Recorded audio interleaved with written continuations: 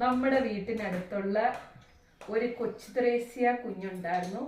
ആ കൊച്ചു ത്രേസ്യ കുഞ്ഞ് വളരെ പാവപ്പെട്ട വീട്ടിലെ ഒരു കുഞ്ഞായിരുന്നു. കൊച്ചു ത്രേസ്യ ചേട്ടത്തിക്ക് പൈസയൊന്നുമില്ലാതെ ആകെ വിഷമിച്ചിരിക്കുകയായിരുന്നു.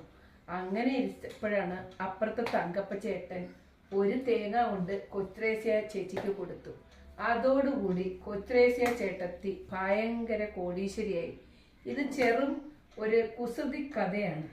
എങ്ങനെയാണ് ഈ ചേട്ടത്തി ഒരു തേങ്ങ കൊണ്ട് വലിയ കോടീശ്വരിയായി തീർന്നത് നിങ്ങൾക്കറിയാമോ? കൊച്ചു ത്രേസ്യ ചേട്ടത്തി അപ്പുറത്തെ വീട്ടിലെ നിസാമിൻ്റെ അടുത്ത് ചെന്ന് വലിയൊരു വെട്ടുകത്തി മേടിച്ചു. എന്നിട്ട് കൊച്ചു ത്രേസ്യ ചേട്ടത്തി ഈ തേങ്ങ അങ്ങോട്ട് രണ്ടായിട്ട് അങ്ങോട്ട് മുറിച്ചതിന് ശേഷം കൊച്ചു ത്രേസ്യ ചേട്ടത്തി അതിൽ ഒരു മുറിയിൽ കൊച്ചു ത്രേസ്യ ചേട്ടത്തിയും താമസിച്ചു. മറ്റേ മുറി കൊച്ചു ത്രേസ്യ ചേട്ടത്തി വാടകയ്ക്കും കൊടുത്ത് കോടീശ്വരിയായി. ഇതാണ് എൻ്റെ കഥ.